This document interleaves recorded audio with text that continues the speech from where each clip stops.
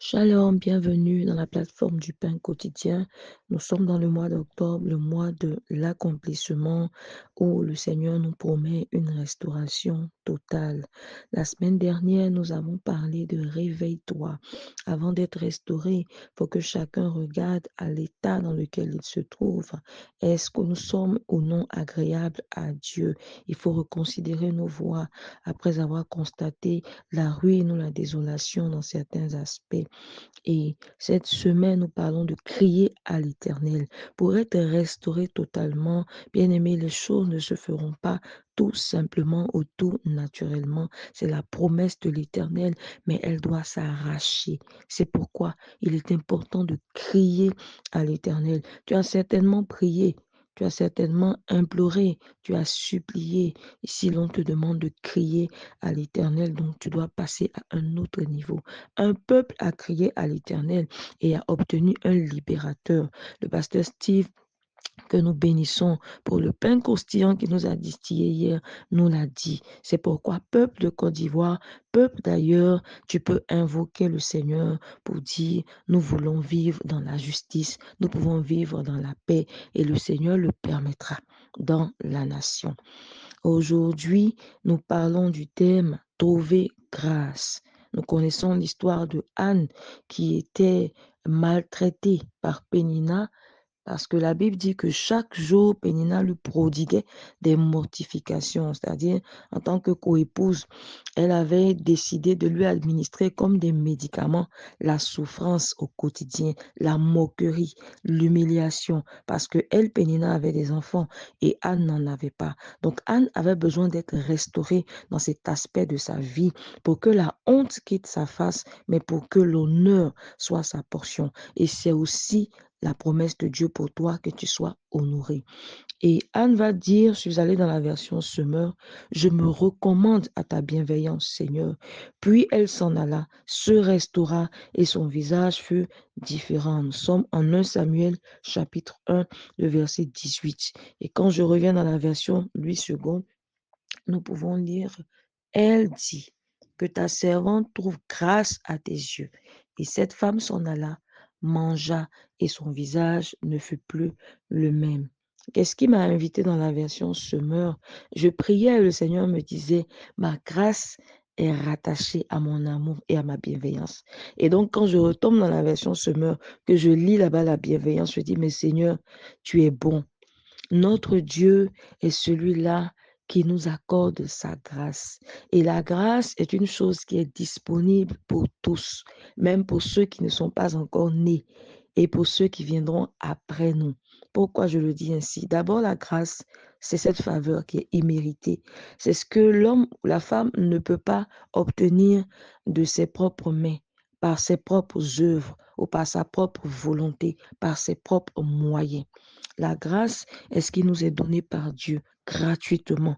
C'est un acte d'amour envers les pécheurs. Et je disais que la grâce est quelque chose qui nous est donné, même pour ceux qui ne sont pas encore nés, elle est disponible parce que la Bible dit en Jean 3,16 que Dieu a tant aimé le monde qu'il a donné son Fils unique afin que quiconque croit en lui ne périsse point, mais qu'il ait la vie éternelle. Donc la grâce du salut, c'est ce Jésus qui a été même donné pour que ceux qui vont naître après en Adam, bien entendu, puissent trouver déjà la solution qui est Jésus-Christ, qui leur tend la main, l'accepter et être aussi sauvé. Donc la grâce est disponible pour tous.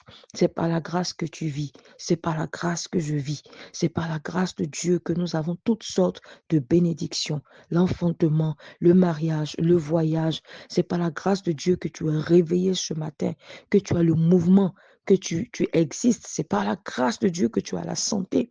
C'est par la grâce de Dieu que tu as tout. C'est par la grâce de Dieu que tu as des compétences, que tu as des connaissances. À un moment donné, quand on amasse, quand on acquiert beaucoup de connaissances, on a l'impression que c'est notre force. Mais c'est par la grâce de Dieu que tu as la force. C'est pourquoi Anne n'a pas mis en avant dans ses pleurs pour avoir son enfant sa consécration. Elle aurait pu dire: «Seigneur, je vais tout le temps avec mon mari déposer l'offrande, on fait des holocaustes, nous sommes pieux, nous sommes consacrés. Ce sont des choses qu'on peut présenter à l'Éternel, c'est vrai». Mais je suis convaincue que Anne a dû le faire déjà parce qu'elle était arrivée à un stade où elle voulait une une attache ou je dirais un abandon total au Seigneur. C'est pourquoi elle venait régulièrement dans le temple. Lorsque tu as des problèmes, qu'est-ce que tu fais? Elle venait seule. Elle avait trouvé là l'occasion de parler à Dieu seul à seul, sans bruit.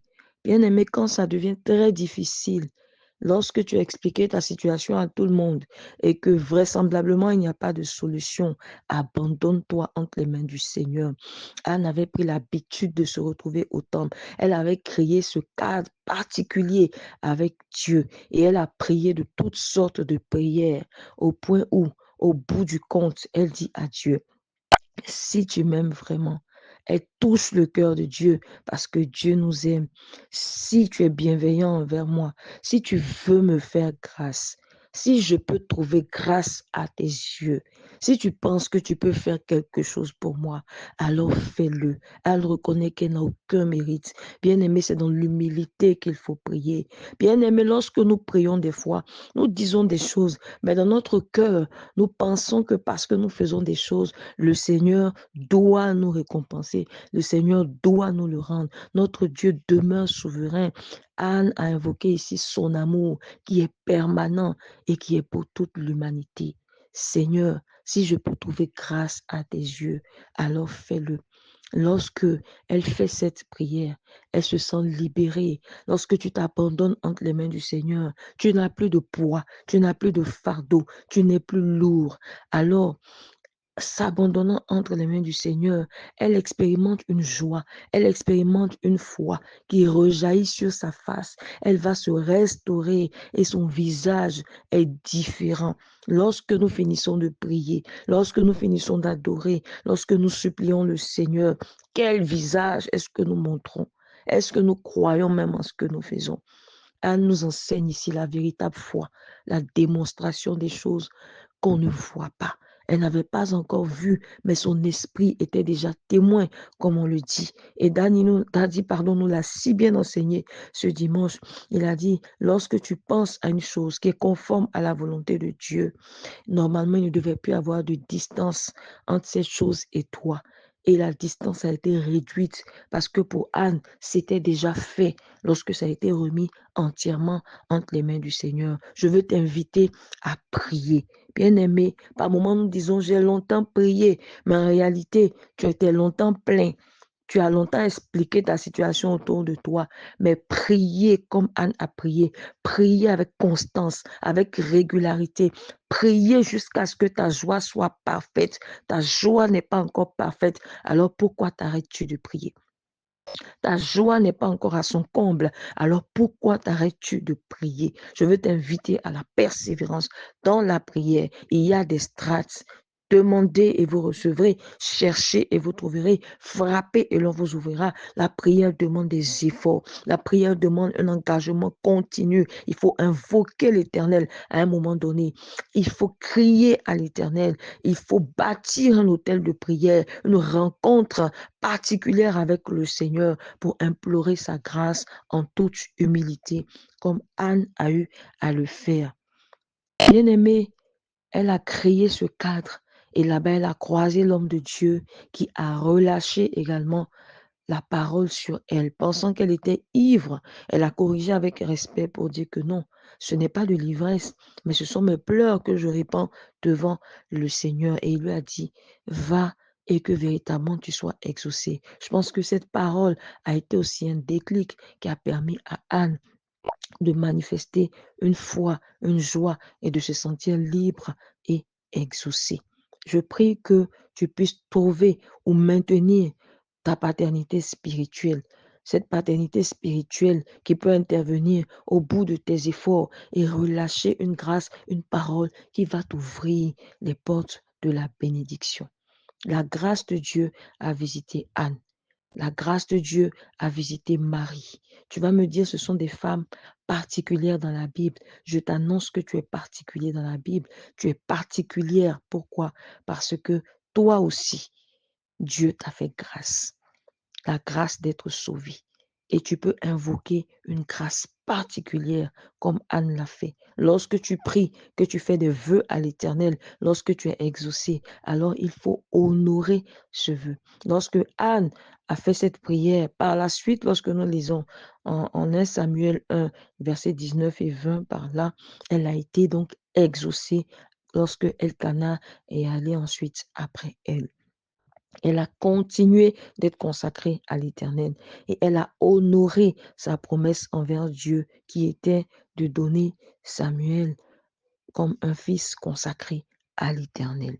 Honore tes promesses lorsque le Seigneur te fera grâce parce que, bien-aimé, je t'annonce qu'il te fera grâce. La grâce de Dieu, elle est disponible. La grâce de Dieu, elle est pour tous.